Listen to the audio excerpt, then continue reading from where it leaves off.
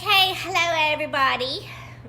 I always scare Jack when I start talking on these. Jack is my dog. He just jumps up and looks around like, who is she talking to? I feel the same way sometimes, Jack. You'd think he'd be used to it because I talk to myself a lot. So tonight, we're back. Tales from the Ark.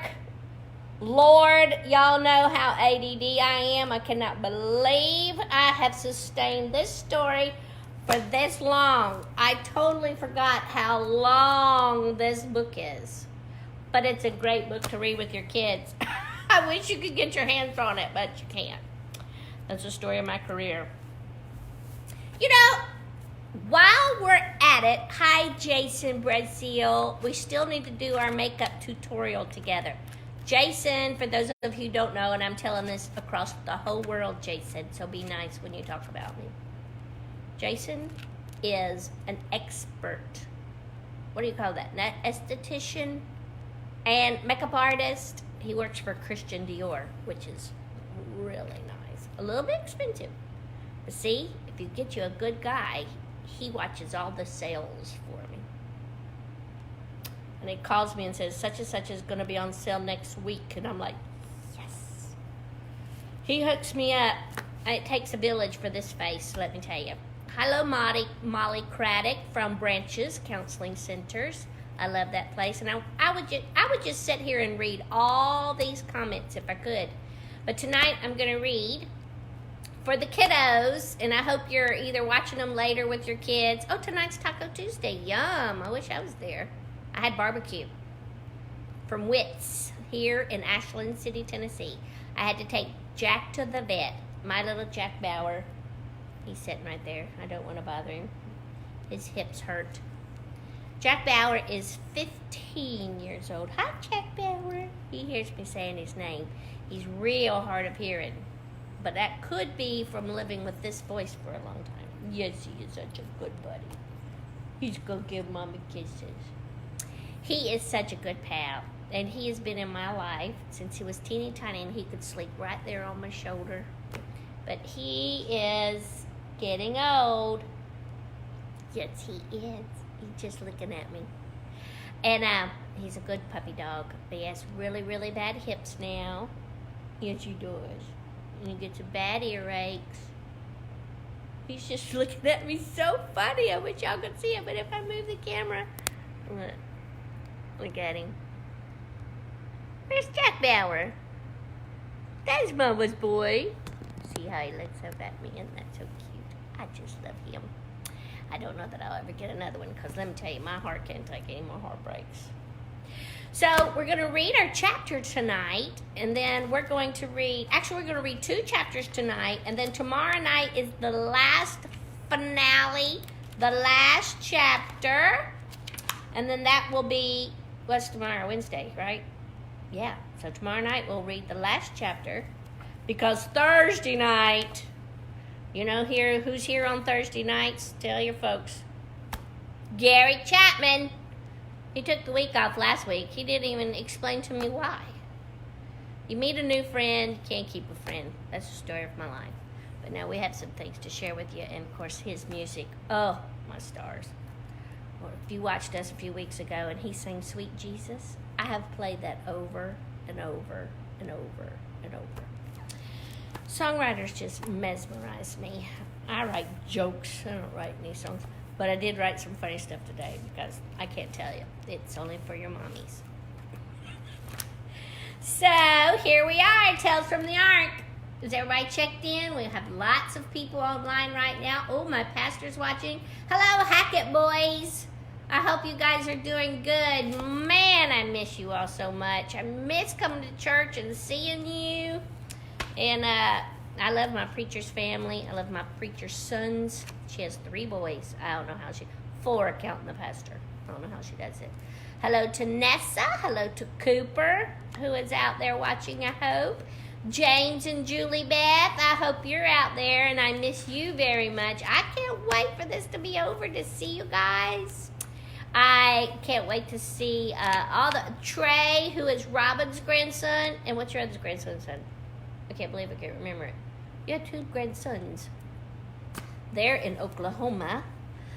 So many young kids in my life that I just love and I try to keep up with all the time.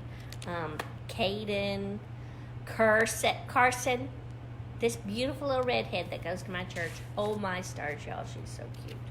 I love kids. I always love kids. Maybe I'm a kid at heart. So tonight, Tales from the Ark. You remember we've been reading it. Let's just recap a little bit because that's always makes it fun. So we loaded up on the ark, didn't we? And who was the one that heard from God and came a long way to get on the ark?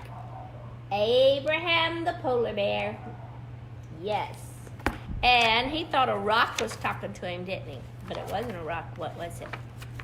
It was a turtle. And he told him he's on the right track. Keep following the Lord's voice. And he found Sarah. Abraham and Sarah ran into each other, and here they are on the ark. And everybody seems mesmerized to see polar bears. Then we talked about Jehoshaphat the yak. I thought that was good. And he thought the ark was sinking because there was a little hole in it, and water kept bloop, bloop, bloop, bloop. But what was it there for? See, God's ways are not our ways. The hippo was crying because he couldn't find his spot on the ark. Isn't that precious? And what it turned out to be was that little tiny pinhole where the water was coming through was for the hippo to stay cool and lay in the water. Isn't that precious? Because God knows right where you are. I love this. Then we had a good story by Gideon. Can you see it? I know the glare's bad. Gideon, who couldn't sleep. And why did Gideon the beaver not be able to sleep? Because of that guy snoring, the camel. And Gideon didn't think he had any gifts to help the matter. That's what we always think sometimes. How will the Lord use me? I have nothing. Look, I'm shocked every day the Lord uses me. Look. He made a snore box with his teeth. And he put... Oh, I just knocked myself in the head. He put the camel's nose in there. I think it was the first CPAP machine ever. Maybe the person who created CPAP machines read this book 20 years ago. You never know. Then we talked about Moses the ferret, who couldn't find his wife anywhere. Zipporah, and he ran, he asked everybody, and finally, out of some silly mishaps and bumps and bruises, he finally found her. And look at Moses and Zipporah. But what happened? You remember? Something fell off the shelf and parted the great big group of animals. And there was Zipporah. Then here is a story about the goose and the gorilla, but it started out with Deborah, the zebra, who was so smart. Everybody asked Deborah questions, and she knew the answers for everybody. She helped the goose move the big giant gorilla that was always in the way. Do you remember how the goose moved the gorilla? By poking him in the bottom. I think that's funny. And then we had a funny story about Haman the hyena. And he kept getting plopped on his head. What did he get plopped on his head? Poop. Bird poop. And then he got in the tar and gooey stuff. Remember that? It got all sticky everywhere because he had a plan. He was going to make all the animals get stuck on the bottom of the ark and they would not be able to poopy on him. Well, that wasn't nice, was it? Then last night it was fun because we talked about Samson the skunk. And he was so proud of his tail and he liked to scare everybody and strut around. But he got humbled, didn't he, by Delilah, the fox, who found out where his strength came from. So she painted it down with all that tar and goop.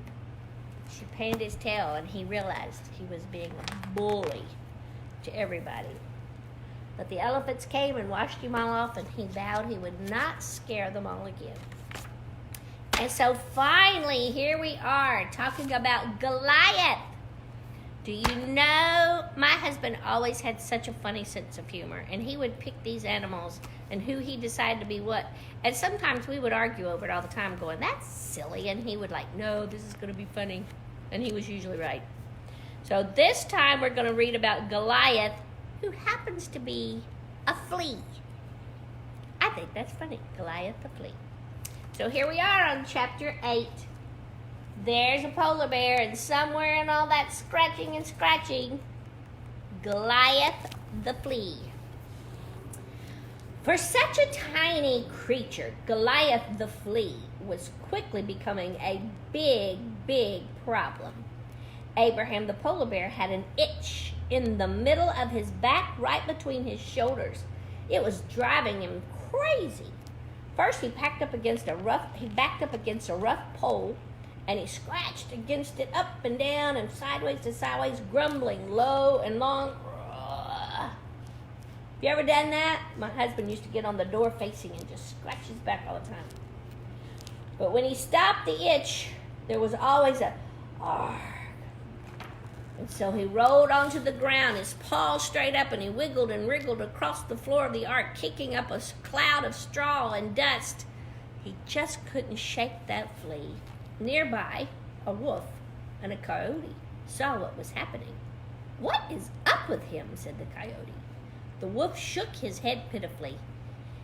He'd seen this kind of behavior before. The wolf said, "Oh, it's just Goliath." "Goliath?" "Yes," the wolf said. "Goliath the flea. He's terrorizing all of us. He gave me fits for 3 days. I couldn't sleep. I just moaned and scratched all day." "Well, how'd you get rid of him?" The wolf looked at the coyote as if he'd gone crazy. "You don't get rid of Goliath. He comes and goes as he pleases. He pesters whomever he pleases and stays as long as he wants." And then the wolf shook his head and laughed. "Get rid of Goliath? No way." Then the voice of Abraham the polar bear called out, "Whoever can get rid of Goliath for me? I will fetch him straw for his bed. I will bring him food to eat. I will give him polar bear rides for free." And he might have gone on and on with enough promises to fit for a king, but he had found a gate latch that backed up to it, and he was trying to press the sharp part of the latch into his thick fur so he could scratch away the flea. But not even that would work. The offer was pretty tempting, so the wolf looked at the coyote and said, "Want to give it a try?" The coyote shook his head. "Goliath is too small. I'd wear down my claws trying to track down that little beggar." "Yeah, that's what I was thinking," he said. Then the wolf and the coyote thought for a while. Oh, wait, I'm going to sneeze. Oh, never mind. Then the wolf and the coyote thought for a while about how to help the tortured polar bear. It wasn't long enough before they were thinking with their eyes closed, and soon they just fell asleep. Then they were awakened by a shepherd dog named David. "Hey, everybody," he called to his brothers. "I brought you something to eat." The wolf and the coyote gobbled it down, and while the shepherd dog watched in amazement as the polar bear used a pitchfork as a back scratcher. "What's wrong with him?" said David. "Goliath the flea," answered the wolf with his mouth full. "Too bad we can't help him," said the coyote. "I could use some more straw on my bed." "But it's just a flea," said David. "We scratch away fleas all the time. And just look at poor Abraham, the polar bear. He had stacked up several bales of hay by now and had propped up the pitchfork between the two bales of hay, with the sharp point sticking out, trying to scratch away the flea." "Not this flea," the wolf said. "He's just too small. Not just small, he's just tiny." "Yes," the coyote agreed, "he's teeny tiny. We'd wear ourselves out trying to find him," said the wolf. "And then, the next thing you know, you'll be rolling around on the floor looking silly, just like Abraham the polar bear." Look at him. There's the coyote and the wolf talking. They're talking about how you could get rid of Goliath, who was a big problem. Because Goliath is a flea. There he down in all that hair. You know, Goliath in the Bible was a big, giant person. He was a big problem. Look at that. Now, where was I? Oh. David says, okay, I'm going to do it. I'll get rid of Goliath. The wolf looked at the coyote. Then he turned to David and said, but you're too big, brother. Why, Goliath will pounce on you and not let you go for days. You'll go mad scratching. But David wouldn't listen to his brothers. He approached the polar bear slowly. Are you here to help me? Said Abraham the polar bear. Now the bear was trying to stretch his arms around to his back. Have you ever done that, trying to scratch the itchy spot? But no matter how much he tried, there was always one spot that his claws could not reach. If so, continued Abraham, the pitchfork is over there. Just use it to scratch. Just grab the handle and do the best you can. I could sure use some relief. But the pitchfork was just too heavy for David. Besides, David had paws, didn't he? He dropped it.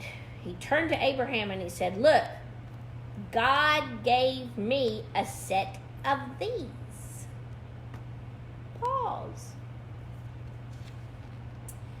David held forth his paw, and his shiny long claws glistened in the lamplight. Abraham's eyes widened. He seemed pleased. Show me where it's itchy, David said. So Abraham reached the furthest he ever reached and pointed right to the small point, the small spot between his shoulders. With a sudden flurry, David, the shepherd dog, scratched the old bear's back better than any pitchfork, better than any post or bale of straw.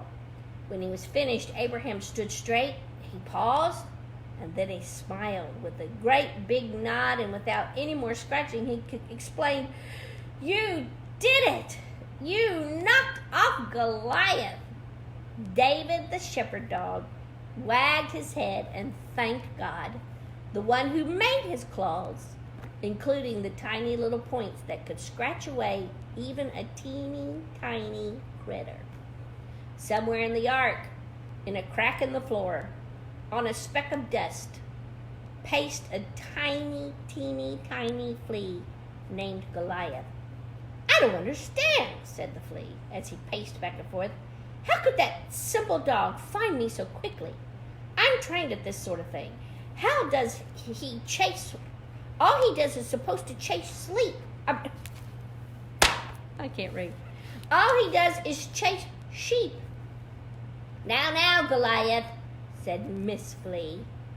You had a bad day. Let's not lose your head over this one, for instance.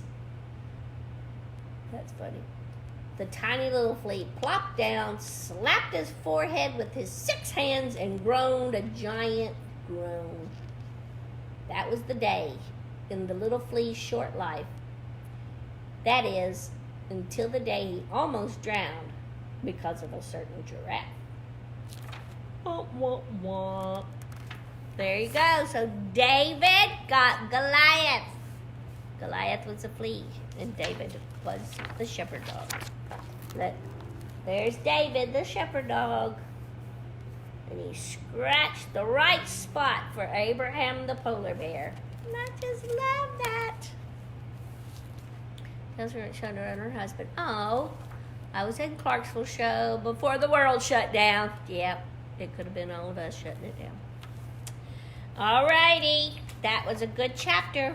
Now, we're on to chapter 9. Daniel the giraffe opens a window. There's a giraffe. Look at his head way up in the window of the ark. He's probably ready for some fresh air. Aren't we all ready for some fresh air? It was very, very, very cold at my house in Tennessee. Somebody even said they saw snow flurries in April. I hope not. What is going on? But it was a very pretty day. It was just cold. All right, we finished about David, the shepherd dog, who finally got rid of Goliath, the flea. Now we're going to chapter 9. And then tomorrow night will be chapter 10. That will be the last chapter. And we'll have some fun comments. I have some fun videos to show you guys of kids that have sent me jokes about these animals, and they have sent me funny little stories, and they have sent pictures of themselves watching all these stories. Isn't that fun? Okay, Tales from the Ark. We're on to chapter 9. Daniel the giraffe opens a window. I love this one. Darius the lion, known by all as King of the Jungle. Before all his flooding business, he was King of the Jungle. He looked up and up and up and up, and long golden neck of a giraffe with water pouring into his face, shouting at the top of his lungs, "Daniel, close that window and get inside before you drown us all." It was still raining. Daniel did this all the time. He would open a little window, which was way up high, with his nose, and the only he could reach it. He poked his head outside. "I just can't stand being cooped up all day in and day out," explained the giraffe. "If I don't stretch from time to time, I'll wind up with the worst crick in my neck." Ever have one of those really bad cricks in your neck? Oh, wow, mine just cracked. Ow. Oh. He rubbed his neck against a tall pole. "I know, Daniel," said the lion, "but we're all down here getting soaked while you poke your head through the ceiling. And none of us likes to get soaked, except, okay, maybe the hippos, but never mind them." "Just give me a minute," called the giraffe. From where Darius the lion stood, he could barely make out the giraffe's face as the rainwater covered him like a sheet, and much of it ran down his long neck to the puddle in the floor where Darius was. When Darius the lion went back to his straw, it was all wet and smelly now, and many of those around him demanded that he do something. "For crying out loud," said the aardvark, "I've got a nose longer than anyone else here. But you don't see me complaining about being cramped up or too wet." "Yes, so why don't you make him close that window?" he said to the lion. "Yeah," joined the porcupine. "Every drop is like a sharp needle on my back." And so the complaints went on and on and on until one day Darius had no choice but to try to force Daniel to come in out of that rain. I bet you're all complaining these days. We are all had it with staying inside our arks, haven't we? He stood next to his towering friend and called, "Okay, Daniel, the show is over. Time to come in and close that window." But the giraffe didn't budge. "Daniel, my friend, it is time to come in." The giraffe hollered, "Have you ever tried this? I mean, sticking my head out in the rain, Darius?" "No, I have not." The giraffe just laughed in the wind, stretching his neck out even further. "You gotta try this, Darius," he said to the lion. "Sure, it's a little wet, but it's a little windy. But if you're right up here next to God, come on, it's great." That was a good speech, thought the lion. So why not give it a try? But how? How is a lion going to get as tall as a giraffe? The giraffe shook his neck muscles. "Climb on." And so the lion, without using his claws, of course, because that would hurt a giraffe's back, he hopped on the giraffe with all the skill of a lion in the jungle. He showed what the king of the jungle was all about. He climbed right up the backbone of the giraffe until he was at the opening that led to the roof. He took a deep breath as if he was diving into a lake rather than simply poking his head in the rain, and soon he was cheek to cheek with Daniel, out in the window in all of the rain. Look at him. There's Darius the lion, Daniel the giraffe, getting some fresh air. Has your dog ever poked his head out the window? Jack loves to stick his head out the window when we're riding down the road, but not when it's pouring rain. The rain soaked him. The wind howled in his ears. But Daniel was right. Up here high, With the elements swirling about his head, Darius felt closer to God than he had ever felt. He hung on the giraffe's neck even tighter, and together they laughed and swallowed lots of rainwater. Eventually, Darius had to slide back down his friend's neck and go back into the ark. He went back to his friends, who were all sort of wet and not very pleased at how things had gone, or how Darius was handling the situation. "Well," said the porcupine, "and any luck with Daniel?" "Yeah," said the aardvark. "If I catch a head cold, it's big trouble for all of us." "I got a great idea," the lion said. And with that, he walked over to Daniel, beckoned for the giraffe to lean down so that he could whisper to his friend. "Okay," called Darius. "Who wants to be first?" The porcupine shyly walked up to Daniel as the giraffe lowered his head to the ground. The porcupine climbed up and Daniel straightened his head, lifting the smaller animal right to the window. As rain drenched the porcupine, he giggled with delight. "This is great," he shouted. That was all it took. The animals couldn't get to Daniel fast enough. The smaller ones rode on his head while the larger ones climbed up his neck. Daniel had started something that might have gone on for quite a while, if not for the most shocking event of all. The rain suddenly stopped. And for the first time in days and days, the sun came out, shining brilliantly from behind the clouds. Everyone was quiet. Not a bray, not a whinny, not a growl or a cluck or a tweak came from anywhere in the ark. For a moment, there was complete and total silence, until it was shattered by the loudest shout any of them had ever heard before. And everyone who heard that noise knew it had come from the very voice of Noah. It was Daniel who spoke first. "Whatever you do, my friends," he said, pulling his head in for the first time in a long time, "never forget the feel of the rain on your face. Sometimes it's cold, and it can sting you and make you sneeze. But when you feel closer to God, it's worth it all." After a long, thoughtful moment of silence, Darius roared a kingly roar, and everyone else joined in saying thank you to Daniel. Before long, Noah and his sons had opened all the other windows that were latched. A fresh wind blew through, and best of all, beams of sunlight was shining through. It was like long fingers that poked from the ceiling and the sides of the ark, reaching the dark spaces. And as the ark floated, it was now much calmer.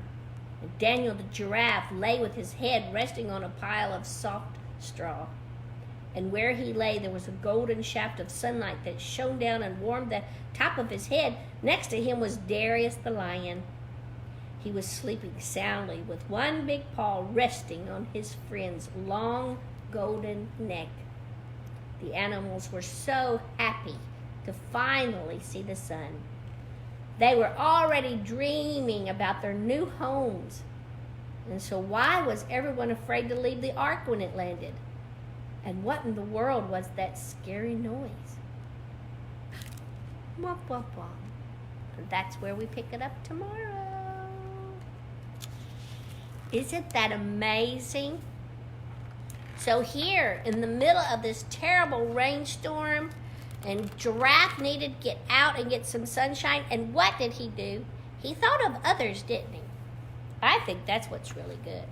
Sometimes in our own misery, and we're so tired of being home, you could think of others and how you could help them. And when you start helping others, it helps you forget your own problems.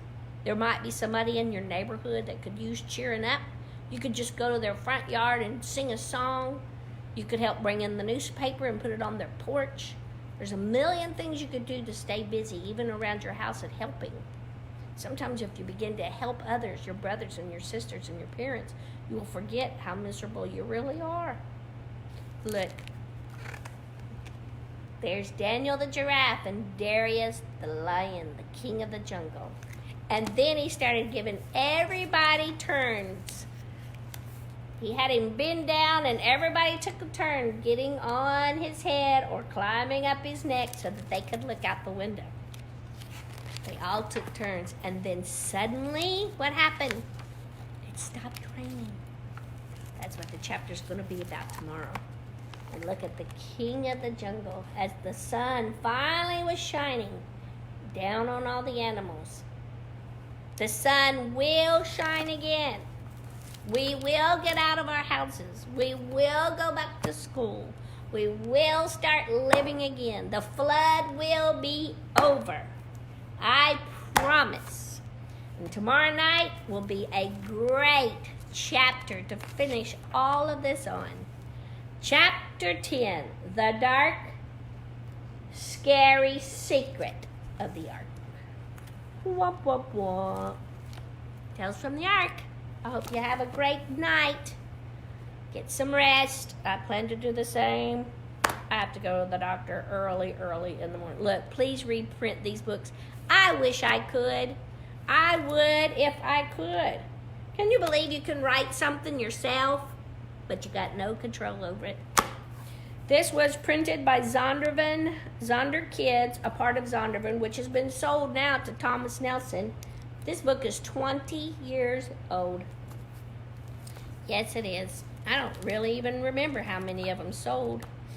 I don't think I made 1 red cent on it, but it was so much fun to have it done. If nothing else, to share with my own kids when they were little.